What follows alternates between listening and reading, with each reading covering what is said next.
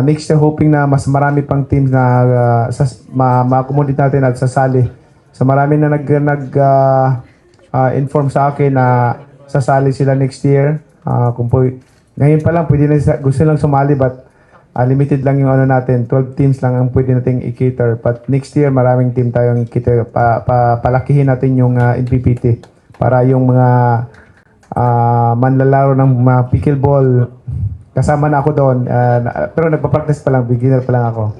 I need more basic basic na mga training na paano, kasi left-handed lang eh. Di walang right-handed, so yung but this sport pickleball tour, marami tayong matutulungan nito at maraming ma-encourage para maglaro ng pickleball. Thank you to all the teams, participants, sponsors.